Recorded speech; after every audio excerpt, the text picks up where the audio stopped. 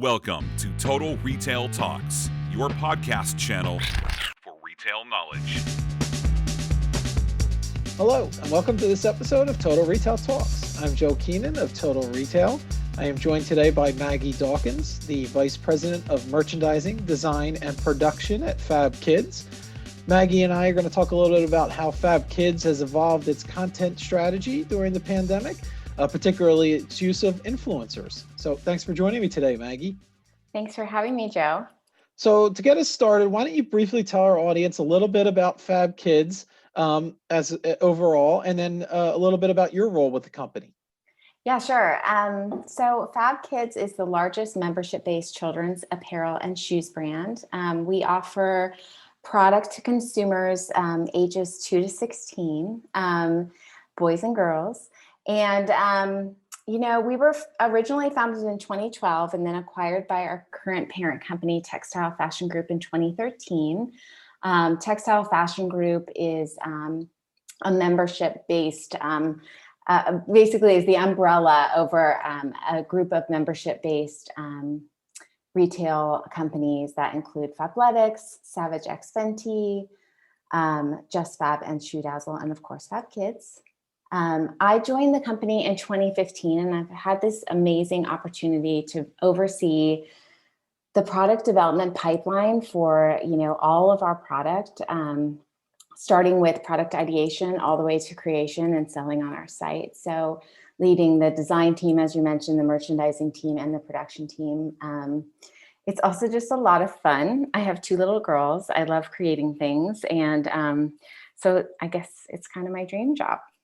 Yeah, that's great. That's really cool. So as I mentioned, I want to talk a little bit about content, but before we get into that, let's talk a little bit about the challenges that have presented themselves during the pandemic for FabKids. Obviously, it's not immune to, the external factors and what, the country and many retailers have been dealing with the COVID pandemic. So tell us a little bit about some of the challenges that you've seen and experienced at FabKids. Yeah, I guess I would just start by saying 2020 has been a year like we've never seen before, as everyone listening knows. And really, I remember the day in March when we went into shelter in place. It was, I was actually at a photo shoot at FabKids. And, I woke up the next day and, kind of overnight the world had changed. As a parent, my kids were going to be staying home from school. At the time, it was going to be 3 weeks, which now seems very far away, as they've been home ever since. As a consumer, I wasn't going to be able to go to stores, to dine at restaurants or travel. So all those things, happened right away. But then if I take it into my professional life, we had to close our office that day at the photo shoot. And most of what I do is in person and is really visual and hands-on. So, I wasn't going to be able to meet with my team and review product live in person. We weren't going to be able to fit product and make sure it looked great on kids, have team meetings, brainstorms, all of that. And probably most importantly, we weren't going to be able to run photo shoots out of our office, which is kind of like sort of the heart and soul of our office. We have a big photo studio and we have kids coming in and out all the time, big groups of kids and staff together doing campaigns, videos, and that was no longer safe. And then I would just say also as a human being and all of us at the FabKids brand, kind of pulled together and, kind of recognized that the world had suddenly gotten more serious and people were enduring hardships. People were losing their jobs. People were getting sick. So we really pulled together and just talked especially our leadership team about how we wanted to respond to the pandemic. What was easy was that we were all kind of united in our mission. We, as parents, felt this connection to all the families out there going through this and, had a real sense that we were all in this together. And we understood that family life was going to look really different. So we needed to quickly adapt our thinking to safety and health, family time, and finding moments of joy when things around us felt more serious. So I would say it wasn't just about selling stuff. We weren't focused on moving inventory. What we really wanted to do during the pandemic, how we wanted to approach it was to continue to deliver great product to our consumer, but pivot and really address the differences in daily life that were happening around us. To really protect value, especially knowing that some people were struggling. Value has always been a cornerstone of our business. So we just wanted to be careful to protect that. We wanted to ensure we worked with our community during this time, that we were giving back, and that we were delivering happiness to our consumer at a time, when things were a little bit more challenging, while also recognizing the severity of what was going on around us. So there were lots of challenges, internal, right. as a person, as a professional, and so what we wanted to do wasn't hard. It was the how we wanted to do it that was probably the trickier part. Yeah, and it seems you have a good perspective on how the brand fits into this changing environment, which leads me into my next question in terms of one of the things you mentioned was that you've had this kind of in-person experience. You have photo shoots at the office. You want to touch and see the product and see the sizing of it. That's all been taken away during the pandemic, and you're doing things virtually now. Tell us a little about some of the solutions you've put in place to address those challenges that you mentioned, more from a production and design perspective.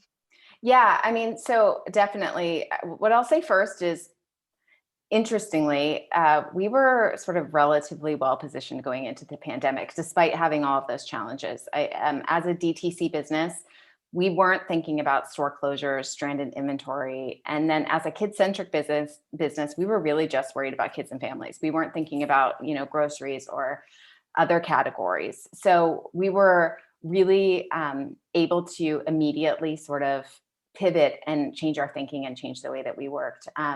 We were unsure of how our business would look. Early days, retail has been pretty volatile and depressed this year, but we actually, I think because we're DTC, saw a really strong spike in our demand that has continued to grow throughout the year. And so if anything, we've just been inventory constrained, which is very interesting. So all of that said, we did have to figure out, even though we are DTC, how do we pivot and what do we do differently? So I would say we did 4 big things this year.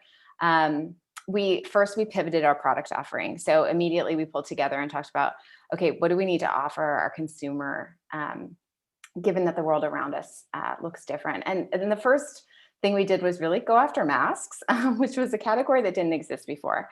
And I've got my team all over the US actually, because many people flew to other locations to shelter in place. So, we had to design and ideate, thousands and thousands of masks. And my number one goal with my team was that I wanted to create masks that kids wanted to wear.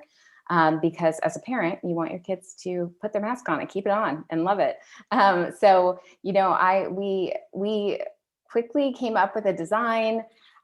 We ensured it was in line with the CDC guidelines. We ensured it was comfortable, that it fit well. I had neighbors up and down the street trying on our masks, taking pictures, sending me pictures. And so we went after that in a big way. We've sold tons and tons of masks. They're not going anywhere, and we're still chasing and delivering new ones in 2021. And what's been great too is we've been able to deliver a donation give back program with our masks to the Boys and Girls Club. That's great. Which has been awesome. So that was all new. And yeah, we were doing it virtually with samples just arriving at my house. And then we pivoted also into comfier clothes. Sweatsuits, furry slippers, comfy one pieces. Kids are sitting around on Zoom all day. And so we just tried to figure out how to make them feel good. I feel that way myself. I was going to say that's not just endemic to the kids, right? Yeah, I'm wearing my slippers in most meetings. No one can see. And then we also just really wanted to make sure our product felt special. So we really amped up our novelty shoes. I think as a parent myself, we're all looking for those little pockets of joy we can give our kids during this time. And getting something in the mail is so exciting right now. But getting something really special in the mail is even more exciting right now. So we really, sort of changed our product categories and our focus areas. So, doing that with my team, I'd say the second thing we did is we changed how we worked internally. We moved everything online. We figured out how to still see products, how to fit our product on Zoom, how to design in Google Docs. all of our team meetings, someone's on camera showing the product that they physically got in their house. And, we're all sort of doing it virtually. And then I do have product all sent to my house and I review it in person and we mail it around so that our, head of design can see the same thing I'm seeing and that we're all bought in and we all love it. So it's definitely different, but I'd say because we didn't have so many logistics to figure out, we could get to that work right away. And then we had to rethink our messaging. You're talking about, what are parents looking for brands to be talking to them about right now? We really wanted to make sure we were relevant and resonant. So really just what that means to me is meeting kids and families where they are. So everyone knows this situation has its highs and lows, but we wanted to be there alongside our families. So we just really talked to them about what was going on right now. The number one goal is keeping your family safe. And then the second thing is just recognizing the new normal. We're providing clothes for you that feel cozy at home, shoes to take on your family hike, Zoom ready outfits. And that also meant we had to rethink our campaigns. I mean, we are all about these tentpole moments throughout the year as a kids brand. We're talking about spring break, back to school, Halloween.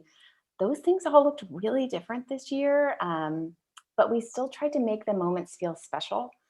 So in our marketing, we recognize that you might not be gathering with family this Christmas, but hey, you still might want that really special reindeer sweatshirt to wear on your Zoom class call or, when you're talking to grandma and grandpa.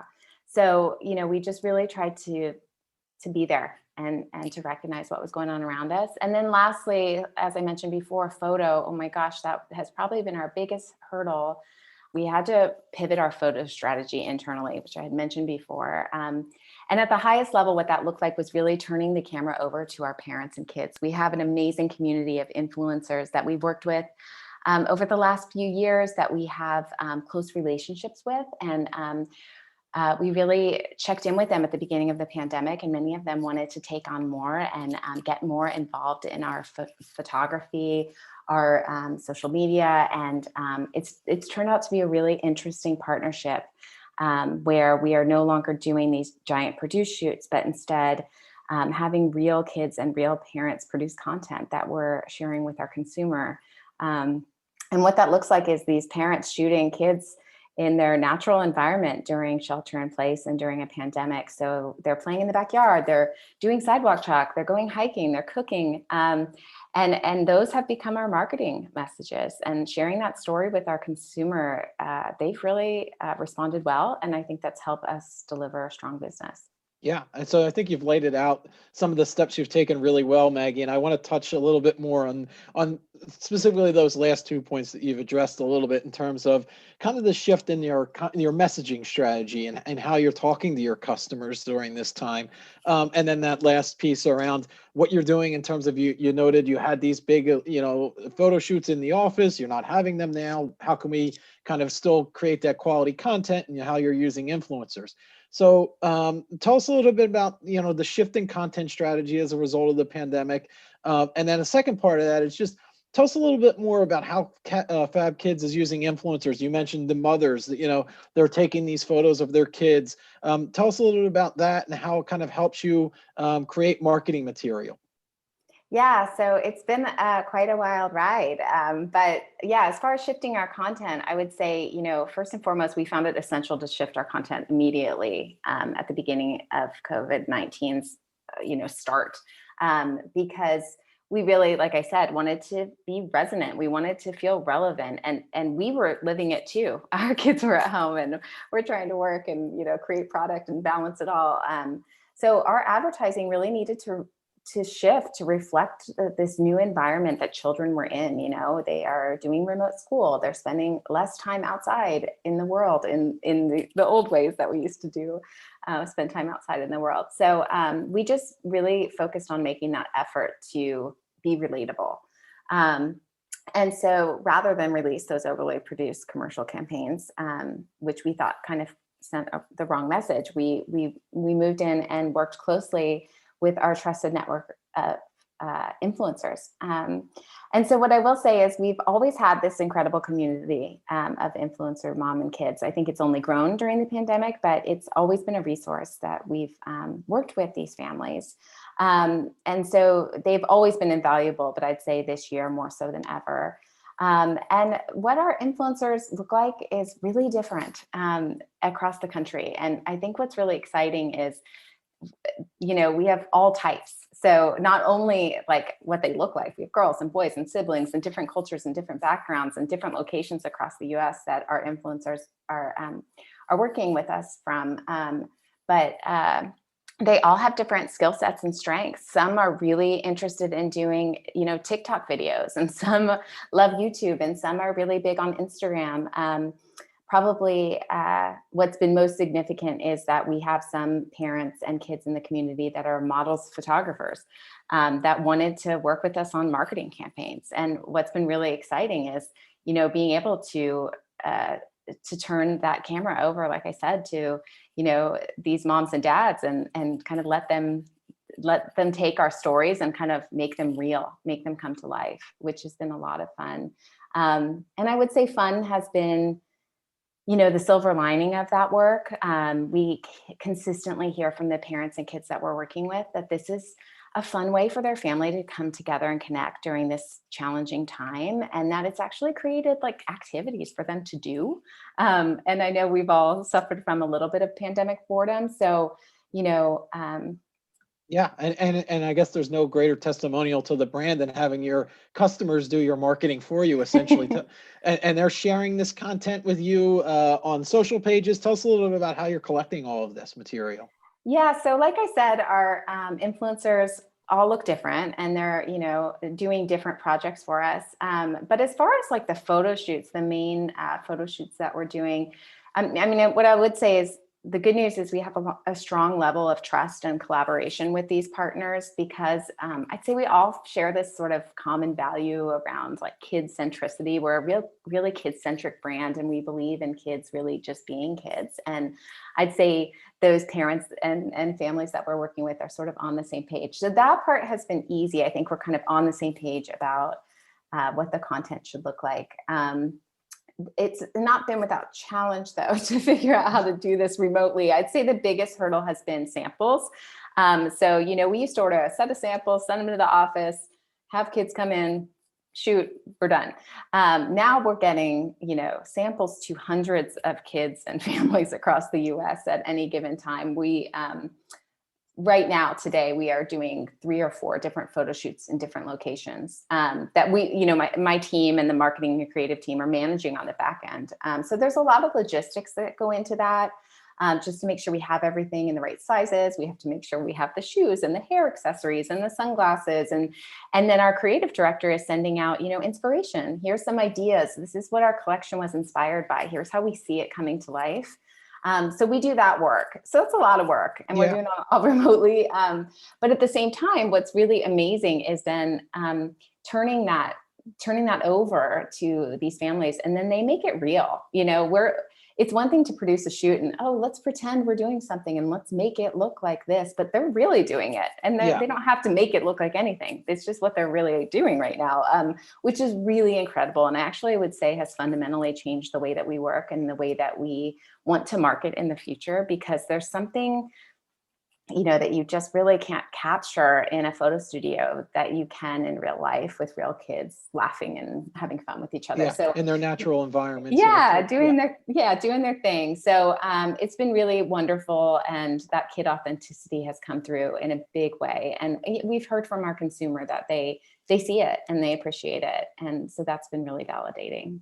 And it's your point, it's a very collaborative approach internally. You're working with, your team and marketing and all these different kind of people involved in the mix. But for the influencers themselves, did you have established relationships with a lot of these before the pandemic, or you've kind of been onboarding as we go here? I'd say it's a little bit of both. The biggest partners that we're working with, we actually did already have relationships with, and many we were already working with, maybe on a slightly smaller scale. And so that's ramped up. And, the amount of work that they're doing with us is definitely increased, but it's all been, everyone's sort of moving in the same direction together. And then there have been, influencers who we've found and have partnered with during this time in a really natural way, which has been a lot of fun. We have a family that shoots all of our most of our e-com photography in their home, and they make a day out of it. Their mom and dad get up early and make pancakes, and they get all the clothes on the rack, and the kids come out, and they're a family of 3, and they shoot all day, and then they send us all the content. And, it's been really incredible, and super, super lovely. So a little bit of both. Yeah. And you mentioned this has really kind of opened your eyes and made you rethink how you potentially might operate going forward. Tell us a little bit about, and, for my final question, Maggie, is just, what the business benefits that FabKids has realized since it shifted to this, I'm going to say, more relatable marketing content, more real life marketing, with the help of influencers. Yeah, I mean, what I would say is, a few things. I mean, number one, I think there will always be, hopefully we get to a future state where the world goes back to some sort of normal. And there will always be a need for our in-office photo shoots to still happen, just from an efficiency standpoint. But I would say now I think about that work as sort of the supplemental work that we would do on the side, and that this, partnership with influencers probably becomes more of the core work that we continue to do, because I think we found that it really is, sort of hitting on our brand cornerstones and, our just sort of our brand look and feel that we think about from the inside. It's sort of like outwardly expressing what we all internally believe to be true. So I think it will continue. As far as business results, we've had an incredible year. Like I mentioned before, we saw sales sort of surpass our expectations at the outset, and it's just continued to build. And I think I could speak for the whole team that we feel incredibly fortunate, as it has been a really hard year for most businesses, especially in retail. The market for children's apparel and shoes has been depressed, and I think we've really benefited from not only being a DTC model and a membership model, but also really quickly pivoting and adapting in a real-time way. And that's resulted in true fiscal growth. So, we have delivered a 25 comp in a year that we weren't sure, what it would look like last March, which is incredible. And we've only built in momentum. Like, we're coming off a 40 comp in holiday. We've run out of so much product. We can't wait for January to get here and have, fresh inventory. And our membership is also up in a time when, retail is down, which is incredible for a business like ours. So we're really playing that forward and expect it to continue to grow into 2021. I do think the pandemic will have effects on future shopping behavior. And I think, any retailer out there has really got to look at their, online DTC experience and make sure that they're, keeping up. But I think we are one step ahead, which feels really good. But what I would say is, all that being said, that's great. We run a business, so of course that matters. But what I think our team is most proud of this year is, going back to what I talked about at the beginning, we asked ourselves, how did we want to show up in this pandemic? What kind of brand did we want to be? And I think we've heard from our consumer all year that we have helped them, and that we have, been there with them. And I would say that is the most meaningful sort of result for the year. Like I was reading a review a mom wrote last week, and it kind of circulated internally because it was just so lovely. She had lost a job and she was on a tight budget, and she was super worried about letting her kids down. And, she was thanking the brand for still having, value, for offering great product on promotion that she could afford to buy for her kids so that they could feel like life was normal, and that she could feel proud of herself for providing. And just things like that means more to me than anything, because I do think this brand really has a heart and soul, and, kids and families are our focus. That's a great example, and it's a testament to the positive. To your point, there's you're operating a business, and you need those to make money. But the real key is that you're trying to make a positive difference, and you seem to be doing that in people's lives. Yeah, it's been really great. Great. Well, I want to take this opportunity to thank Maggie Dawkins, the Vice President of Merchandising, Design, and Production at FabKids, for joining us today on Total Retail Talks. Thank you, Maggie. Thank you so much for having me, Joe. Thanks for listening. For more information on this podcast, please check out our podcast channel page at mytotalretail.com/podcast for show notes. Total Retail Talks is available on Apple Podcasts, Google Podcasts, Stitcher, and Spotify.